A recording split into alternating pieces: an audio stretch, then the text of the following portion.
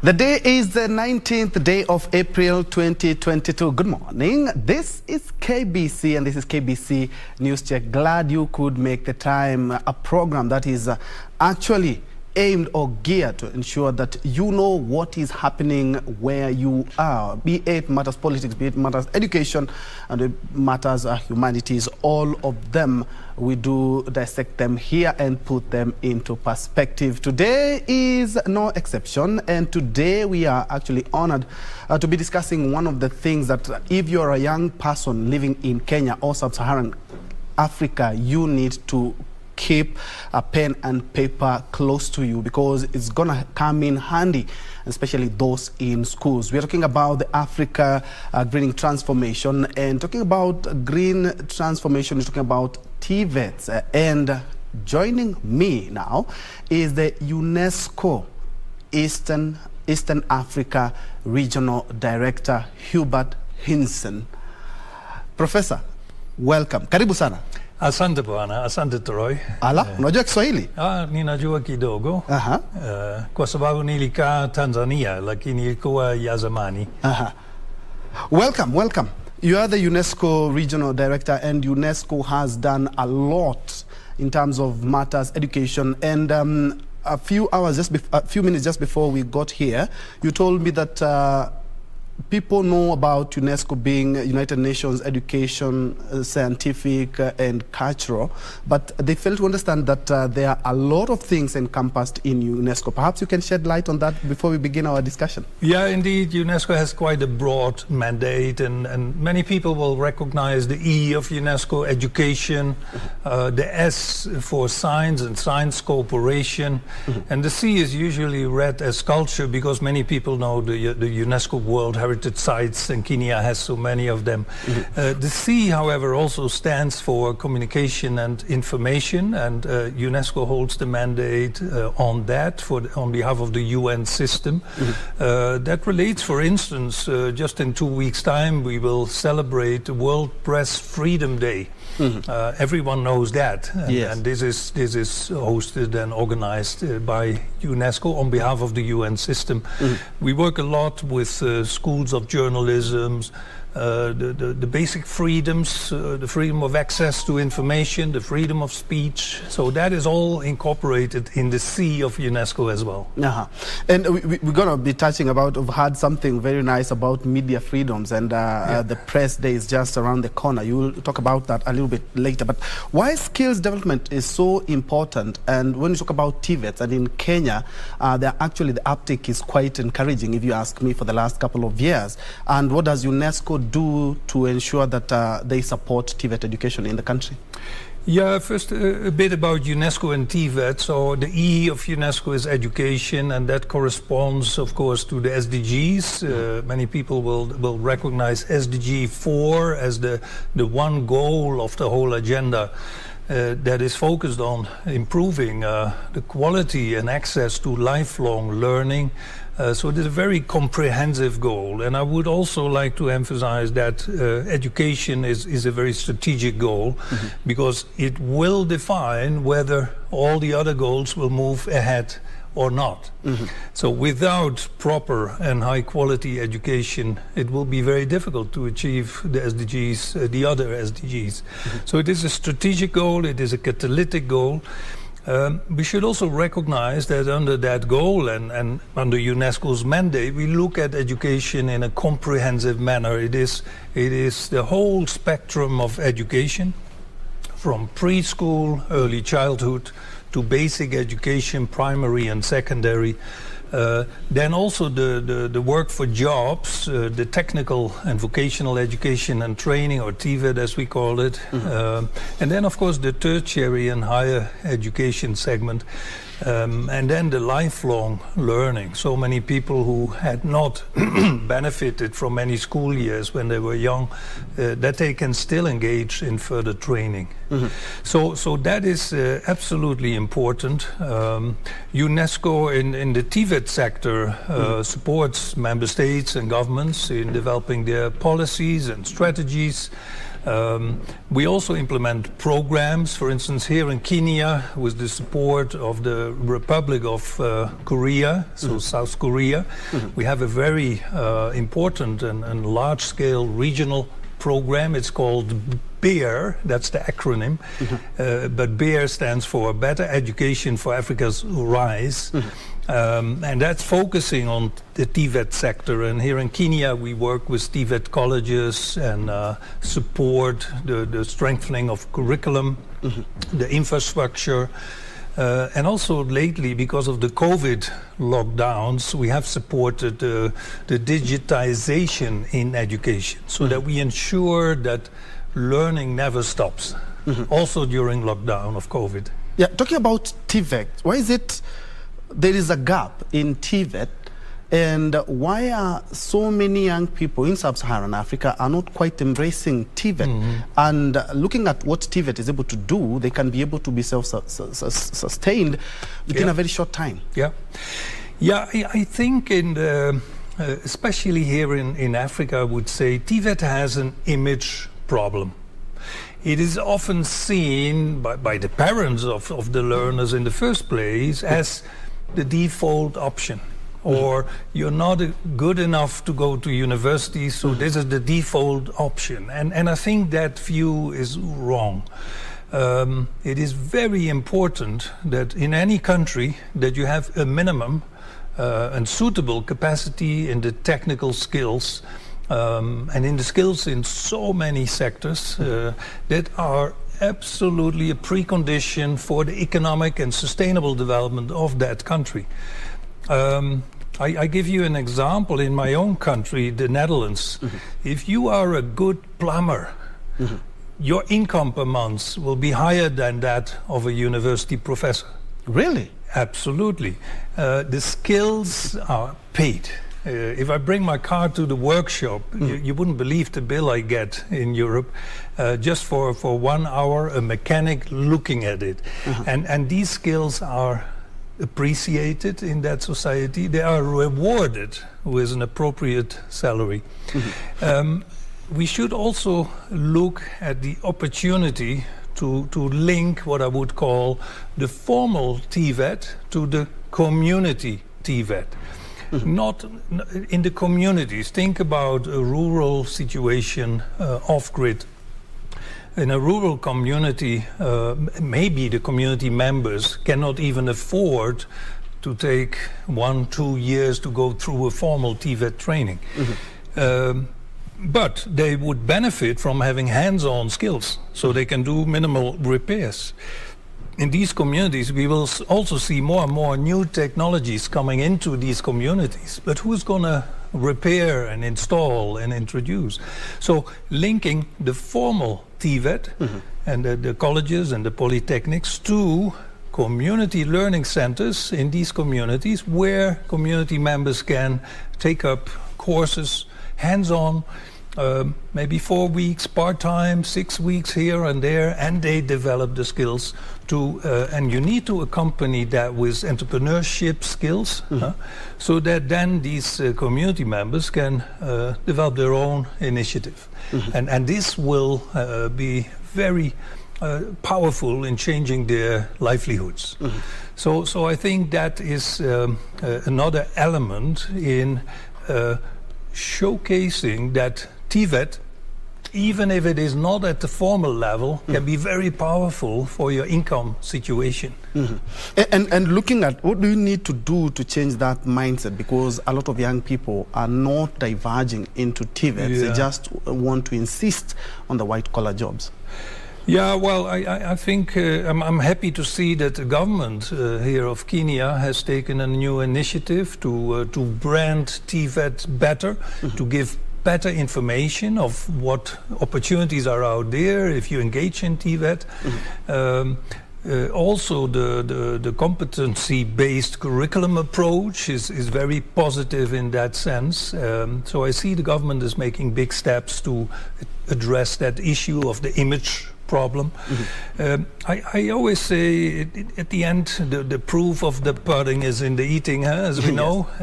You have to just show how these youngsters benefit from having gone through either a formal or community-based TVET experience, and maybe been able to set up their own companies and develop a very good livelihood situation for them and their families.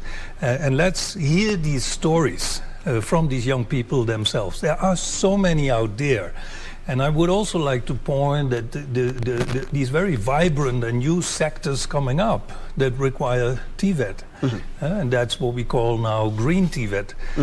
Where we want to become green, revert towards solar energy, renewable energy, geothermal. We want to digitize, but where are the skills to accompany that transition? So there is a lot of new, vibrant jobs out there coming up, and I would invite youngsters to look at that. And as UNESCO, you're really pushing the green TVET. What exactly is green TVET? You already have TVETs, now you're talking about green TVETs. And why is it important, and especially in sub-Saharan Africa? Yeah, UNESCO developed a global strategy on TVET, and already 8 years ago, when it pitched that strategy, it identified as one of the 3 pillars under that strategy the need to focus more on green TVET. And the green TVET really responds to the wish of political leadership to see a transformation happen. And that transformation, the word transformation has been introduced and used a lot since the introduction of the Agenda 2030 and the SDGs. And for Africa, the opportunity really is to see a green transformation of Africa in the coming years. That is a process. This doesn't happen overnight.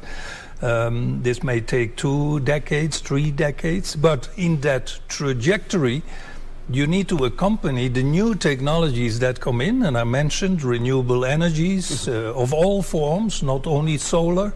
This country also has a potential in other forms of renewable energy. Geothermal was mentioned. So that is one, but also thinking about that the green transformation also needs to look at other green technologies, waste recycling, waste processing.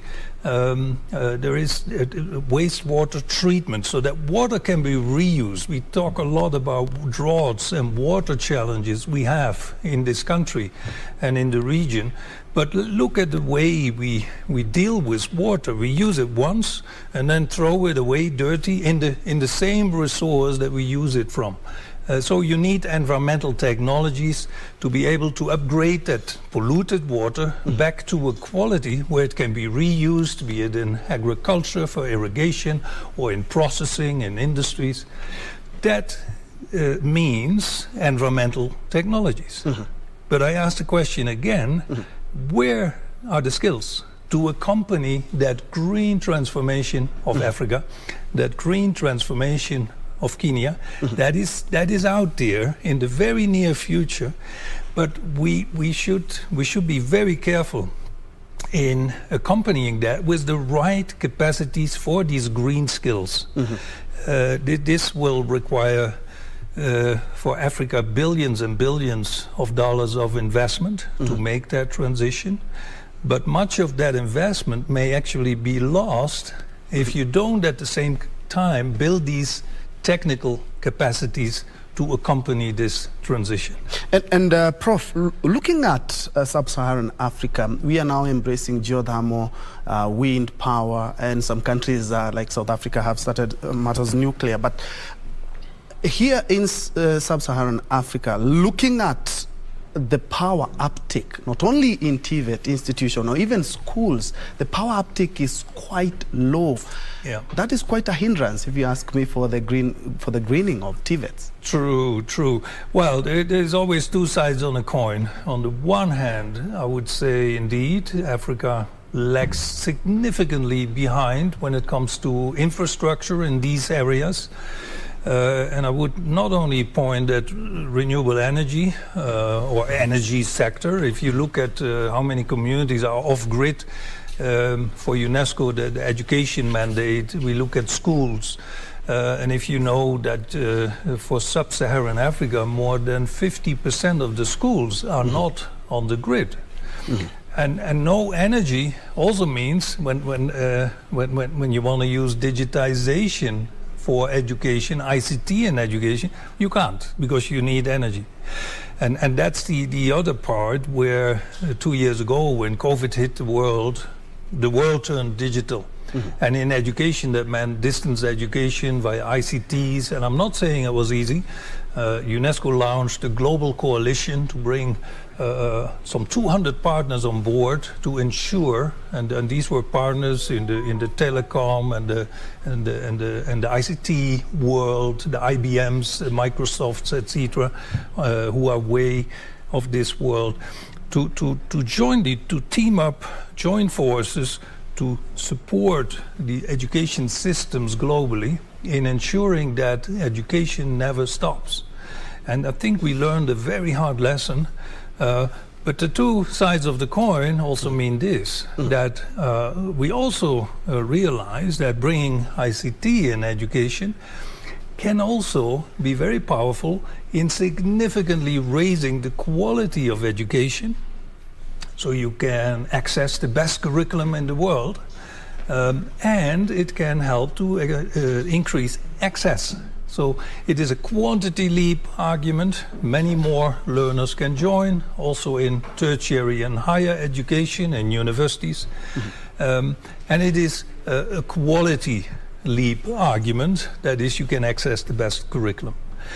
Now, when I come to the other side of the coin for Africa, we oftentimes, and I just joined the 8th Africa Regional Forum on Sustainable Development, which was held in Kigali a few weeks ago. And we tend to look at the challenges that we have. So 50% of schools not connected to energy, digitization. I think less than 20% of schools in Africa have ICT access. And we see that as a gigantic problem and challenge, which it is. So, but I would also look at the other side of the coin, that being behind could now become a strategic advantage. And you would wonder, how is that? Well, yes. Look at it. Countries in Europe, like my country, in the US, they have for the past 150 years or so invested in building their carbon-based economies. Trillions and trillions of dollars invested there in infrastructure that is now the carbon-based economy. Only to realize now we're driving full speed in a dead-end road. Yes. And we need to go full on the brake, turn around. Africa hasn't turned into that dead-end road yet. So Africa could basically start immediately embarking on that green agenda, renewable energies, and combine it with digitization to drive Africa's green transformation. Can be done without having to write off and destroy a carbon-based economy, correct? So this is a strategic advantage we need to look at more. So the downside, yes, is there. We need to fast-track investments in energy infrastructure and digitization. But the upside is, actually, we can do it starting tomorrow.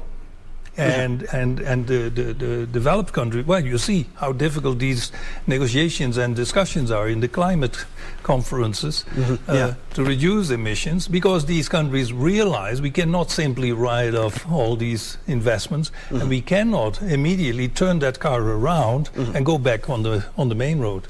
It's a very interesting point that you've brought for Africa should embrace the point that they have not sunk deep into the carbon economy, and pick it from there where we can do the green economy now. And looking at a country like Kenya, you are the regional head of UNESCO. Where are we in greening? You say that we can start this as early as tomorrow. Where are we as a country? Yeah. Well, I would say some countries in Africa have probably better preconditions for this to happen and start tomorrow than others. And I would count Kenya into that small group of countries.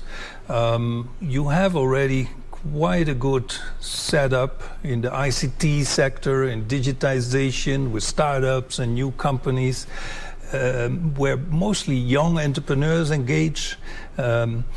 You have good preconditions for the renewable energy sector with a diverse approach towards the kind of energies, not just one type of energy. Of course, solar. You benefit from a lot of sunshine here, but the geothermal, maybe hydropower or microhydro. I talked about waste processing and recycling. If you process waste, you can also produce energy. That could be methane gas or hydrogen gas. So the opportunities are out there. I believe that Kenya has the right set of preconditions for this to happen soon, where we must recognize there are already some seeds here and there where this is already happening. So we don't start from scratch, and then the preconditions, a facilitating government, that's all important.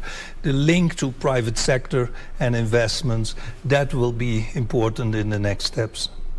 And in the Agenda 2030, we talk about, and also I think in the SDGs, leaving no one behind. Yeah. What role do you think the TVETs can do to ensure that we do not leave anyone behind, especially with the new technology that is cropping up each and every day? True.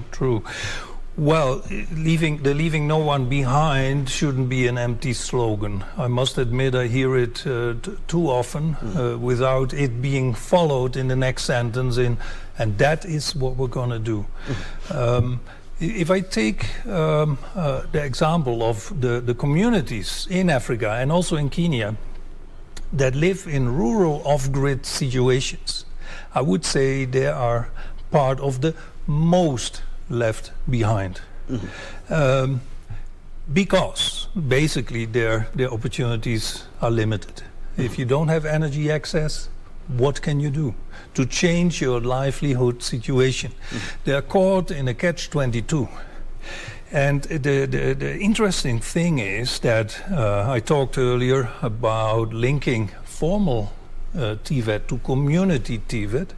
If you do that now in these new sectors, these green TVET areas, well, think of it. If we would be able to bring renewable energy and ICTs to rural off-grid communities, and then via community-based TVET and green TVET to empower and train community members, focusing in particular on youth and women from these communities.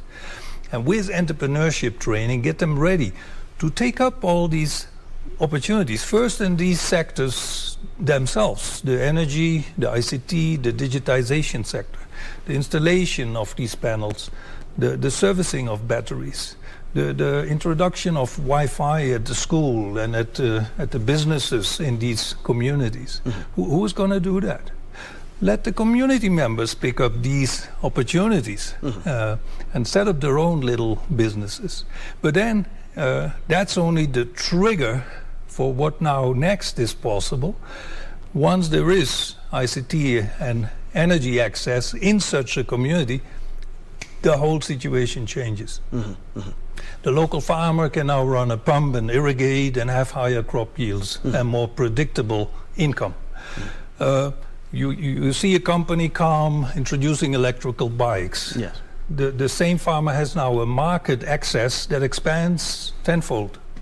And he can sell these more and more higher yields of crops to a market further away. And I could go on and on. The processing, the creative industry. You will see an enormous spin-off from this and a wide range of socioeconomic spin-off opportunities. And now let's make sure, again, that the community members will be put in a position to be able to pick these up. And that could be a game changer. Since you talk about leaving no one behind, yes. Imagine you would bring these communities from basically being in the Middle Ages directly into the 21st century with all the opportunities. And also what it means for services. If you have a school that is connected to the internet and what it does for quality education and continuity of education. The health center that can now store medicines and has cold facilities. The opportunities to drive the services up is also there. Yeah, and it's a good thing you've brought about the issue of internet connection, because in the last summit that was in Kigali, Rwanda, Rwanda as a country was mentioned as being one of the countries who are leading in the region in ensuring that there is internet connectivity in schools. Yeah. And of course, if it's in schools, it will loosely translate also into TVET institutions. What are they doing right? And what are the lessons that we can be able to pick up from our brothers in Rwanda? Yeah, I think what they're doing right, and we've seen that over the last 15 years or so in Rwanda, that is that high-level political commitment is accompanied by action. And that works. And if you do that in a limited number of areas and you say, we're going to do this, we're going to digitize Rwanda, but then also follow up and say, well, this is then what it takes, and this is what we need to do, that then it happens. With UN colleagues, we have been thinking about this proposition. I mean, how many schools do we have in Kenya? We do have some programs on ICT and education, and a few schools here and a few schools there. If we go at this speed, it will take us another 100 years to get all the schools on ICT. So the discussion we're having now is, well, can we be more ambitious? What would it take to cover all the, 26,000 primary schools in Kenya? And so we want to have that discussion with your Ministry of Education, with the Ministry of ICT, and of course then forge a broad partnership to make that happen. So it is the vision, the commitment, but then also the follow-up action, including the budget. And that's what is needed. And still on Africa, tell us something about the Pan-Africa initiative on digital transformation, which I'm quite sure it's going to be a game changer when it comes to TVET's development in Africa. Yeah, well, UNESCO has been working in the TVET sector a lot. We have a lot of programs active in the region and in Kenya and in all over Africa. And we realized when COVID struck that also the TVET sector would benefit from digitization. It could make programs more accessible because you can now have distance learning in TVET as well. It can make programs more cost effective. And in times of lockdown, today it was COVID, tomorrow it's something else. You have continuity of education. So we then changed many of our programs to include a component of digitization in TVET. And then we realized that this is so effective, the whole of Africa needs to benefit from that. And that's when we talked to ECOWAS and said, let's scale this up. And that is where this initiative comes from. So you will see a lot of this in the coming years, and all our TVET programs will introduce a line of work, of course on green TVET, but also on digitizing and bringing ICTs to the TVET institutions themselves. And you've mentioned COVID-19, and it brings me back to where we were around a year or 2 years ago, and it showcased how vulnerable we are as a world, but it is also increased the internet uptake. It was a blessing in disguise. And in increasing the internet uptake, they also increased the uptake in Africa and in sub-Saharan Africa. How can we leverage on that to ensure that this project, the greening of TVET, is actually actualized despite the COVID challenge, which also increased the uptake because we had to learn from home, we had to work from home? Yeah, I would say COVID, of course, has brought a lot of distress. It was a shock to the world. No one could have imagined that something to this scale would happen. Just a figure at the peak of the early peak of the COVID crisis and lockdowns in 2020, there were more than 1.5 billion learners out of school. due to the lockdowns. But also imagine that were the school lockdowns, and this has impacted on learning achievements of children, and we need to see how we recover that now. But also in the workplace, lockdowns had a heavy impact on productivity, on continuity of production. So it had some kind of a freezing effect on economies and on people, and a devastating impact, therefore. Also health-wise, of course, I don't need to mention that. The recent estimates from WHO are that 15 million people died from COVID. That's a shocking number. And how many were affected, disease, working days lost. So that is true, but as the saying goes, every crisis also brings opportunities. And I think COVID has opened our eyes. That is that, we saw internet as something as luxury, and you can use it to browse and to do this and do your banking, and it's handy. I think we have long left that stage now. And for Africa, COVID, therefore, was an eye-opener. It basically told us that Africa needs digitization if it wants to make that transformation. So I think that is the positive side that we need to look at now. So how do we build forward better, a more resilient society, more resilient economies, and digitization has to play a part in that. And I would argue that green TVET would be an important component in making that happen. And the definition of green TVET is a broad one. And let me also emphasize that, of course, the conventional trades in TVET should not be abandoned now. In fact, we have capacity gaps there still. Yes. So let's also give these attention. But I'm emphasizing the green TVET because of this enormous need and drive, and also the commitment of governments that I see to make this transition happen. And then just an early warning signal, if you want to make it happen, then build your capacities in green TVET, because otherwise you're going to crash halfway. And it's a good thing you've brought it out clearly, because looking at countries like Rwanda, who you've said because maybe they have some goodwill from the government.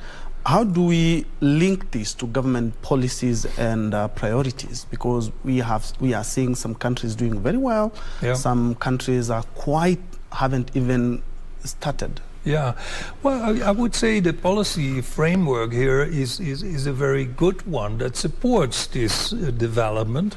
The preconditions are there. You have your Vision 2030, which sets out, for instance, one of the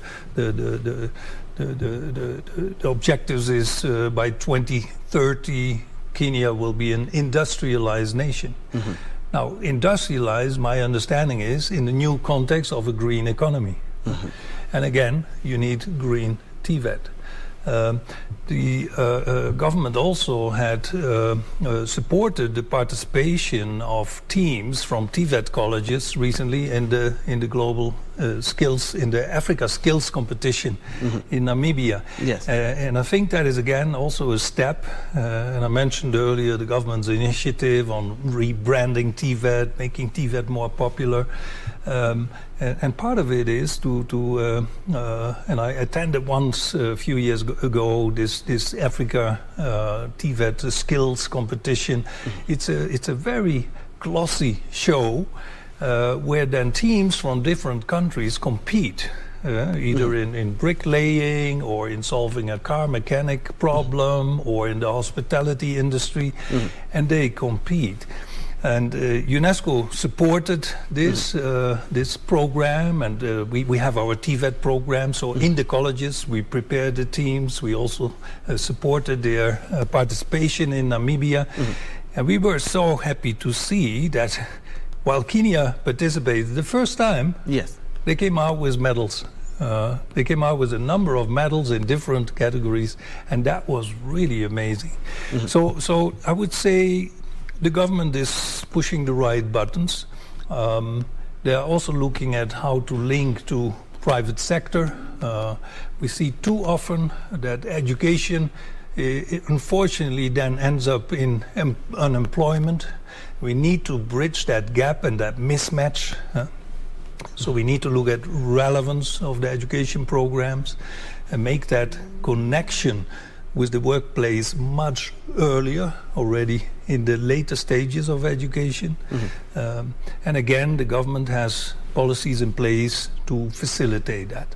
So what I would, if I have anything to request from the government, is to strengthen the linkage between the partners that are supporting this sector, including UNESCO and others, the government and the private sector. And we can strengthen that cooperation much further.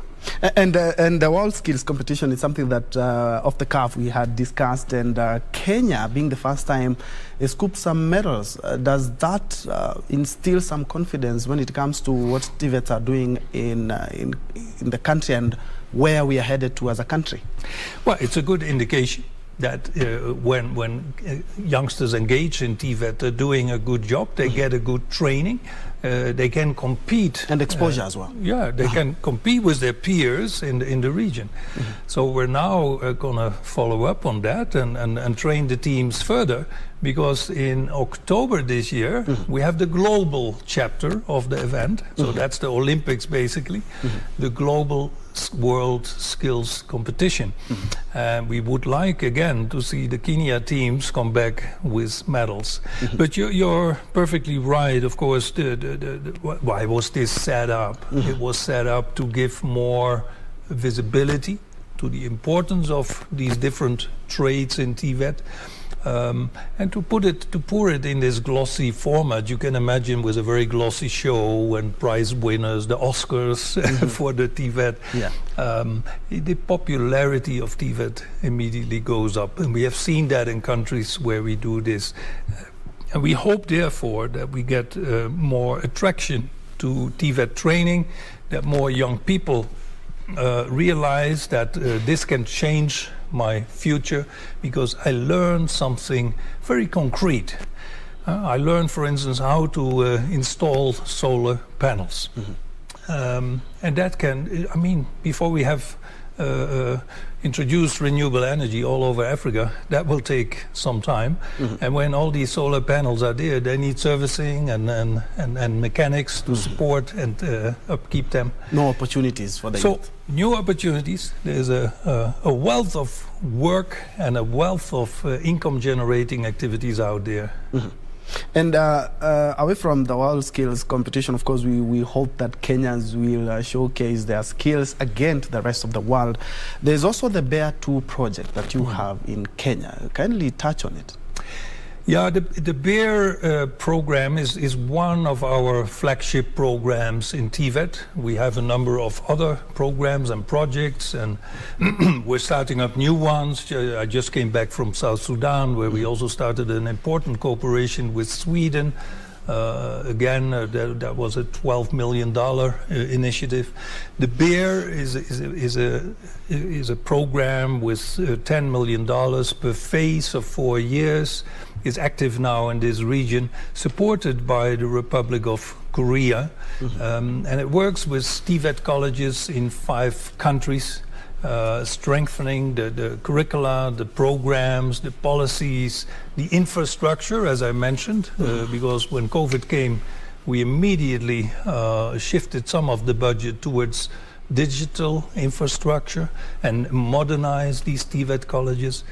But let me also emphasize the importance of, and that's part of the strategy, of working regionally.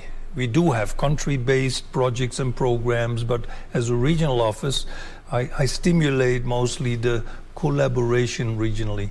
And that's so important, the learning between countries. And I must say, in Africa, we do a lot in trying to look over the fence to other countries, but not enough.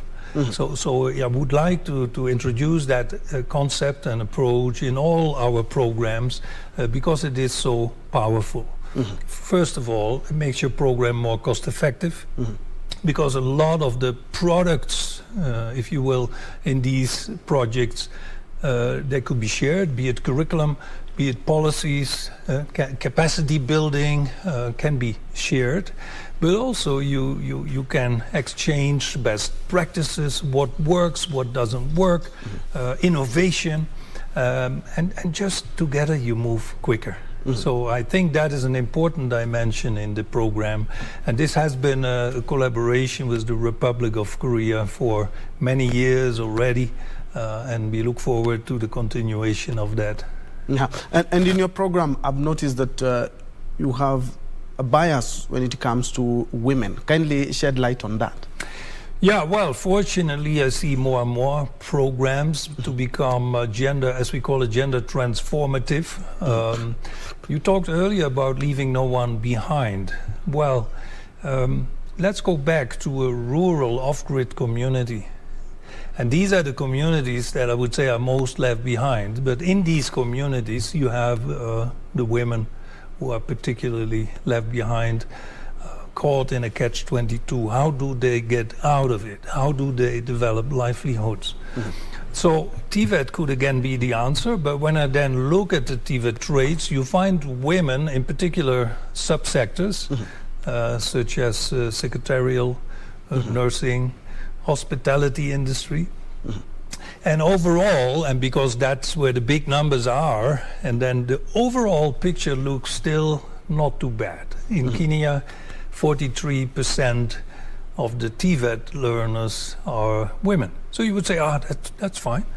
But now let's take these aside, the hospitality, nursing, secretarial, and look at the more technical and engineering subjects, what we call the typical male-dominated areas of car mechanics and so. And suddenly you see the percent of women drops to 5%. Is it that women are poor car mechanics? Not at all. Is it that women are poor carpenters?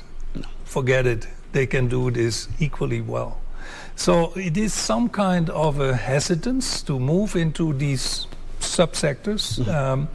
Now we have done some work on that, including in Malawi, where we are working with the European Union, the delegation, in raising the percent of women in TVET trades, and we have advocated for that, including via, we worked with a popular singer there and she recorded a song and a video clip basically singing that men tell us we can't do this, and the video shows, and look here, we can do this. So they're doing painting and carpentry and car mechanics, and the result of that was, so first of all, that was a very catchy song.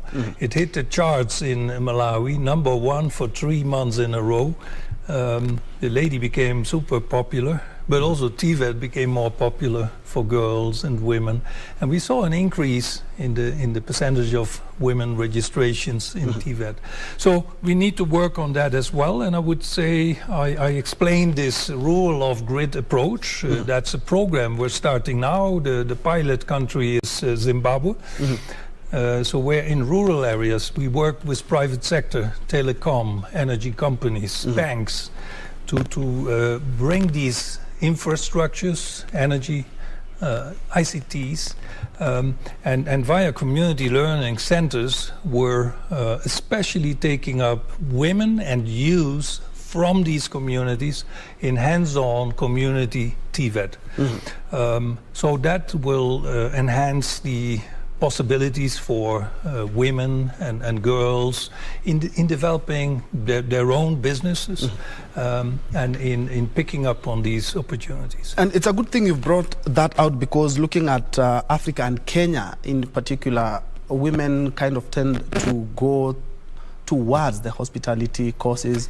Looking at 43%, it's a good percentage, but when we look at the technical courses, the masonry, the mechanics, the carpenter, we find that they're quite few. So we are hoping that despite the fact that you're doing more or less like a test in other countries, here in Kenya is going to bring more women into these courses as well. Yeah, absolutely. And I think it is more or less a mindset thing. We men think women can't do this. We men think these are jobs for men. And then women start thinking the same.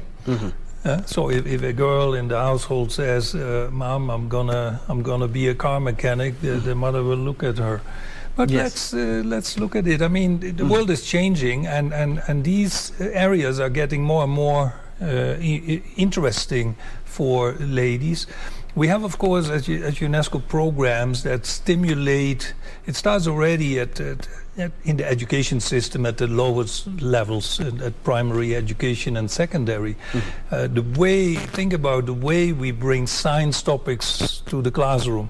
I mean, that is so boring and complex and difficult. They see this as a difficult subject, and then tend to shy away from it.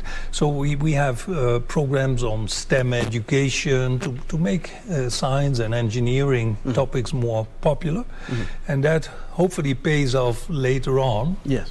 When these young girls have to make a choice, what am I gonna do? But even at the higher levels, that has been a challenge. But I'm pleasantly surprised nowadays when I sit in Kenya Airways and there is a female voice announcing that this is your captain speaking. Yes.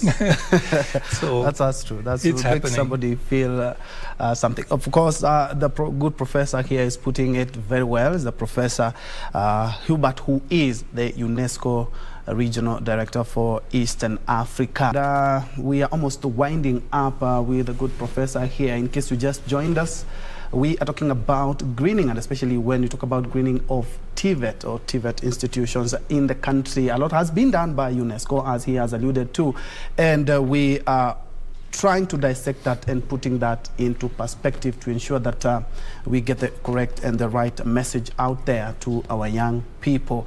Professor, as we wind up, what are some of the challenges of actualizing this quite an immense task, quite an ambitious project? Yeah, there are always a number of challenges, but I emphasized earlier that every challenge comes with opportunity, so I also want to see the positive side of it. But in terms of challenges in this sector of TVET, it is very important that we emphasize the right partnership. So that makes it complex, because working with so many different partners is always difficult, but the opportunity is that then we get it right. And what you need in the TVET area is to have that partnership between the government and the government institutions in the TVET sector, including TVETA, etc. You need the private sector and the employers' associations, because we are talking about technical skills, green skills for employment. That could include self-employment. There is a lot of potential there. So also the entrepreneurship dimension needs to be looked at. Partnerships in terms of the development partners. There are quite a number of development partners active in this area. It's not only UNESCO. Within the UN, again, it's not only UNESCO. There is ILO. There is. I emphasize the position of women in TVET, so we need to work more closely with UN women to bring in that dimension.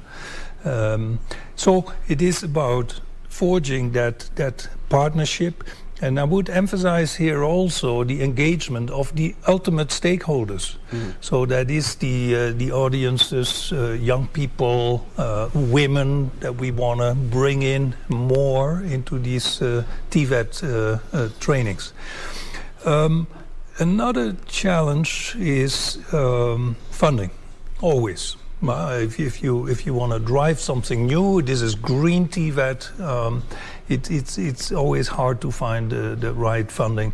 So it is important indeed that government prioritizes this in their budget discussions. And when partners see government prioritize, it's easier for them to also prioritize. So I would emphasize that. Of course, the TVET sector requires steep investments. We need to, and I think I made that clear in the recent discussions, that we need to step up significantly the green areas of TVET. That requires new infrastructure in these colleges, and that requires investment. So you need to also look at the big banks, the African Development Bank, the World Bank, to accompany these programs. And then, of course, again, the development partners with their programs on TVET, where I would request them to be catalytic and try and become a catalyst in making it happen and connecting the dots. The last one is the point that we discussed earlier, and that is the fact that TVET has an image problem. Yeah, the mindset. And the mindset towards TVET, and young people think, no, that's for the stupid students that can't go to university, which is absolutely untrue.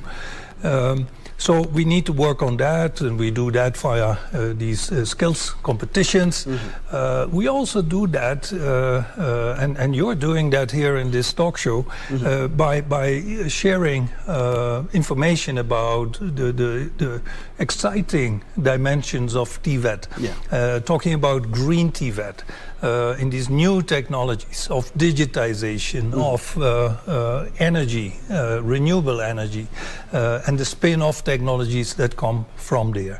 And that should excite young people, and hopefully also a lot of girls and young women to take up these trainings in the technical areas. Indeed. Thank you so much. And in case of any partnership, we as the media, we are always here to ensure that the masses know exactly what they should be, and of course getting out the stereotypes that TVET institutions are quite different from the varsities and the colleges that we have. Thank you so much indeed for coming, Professor.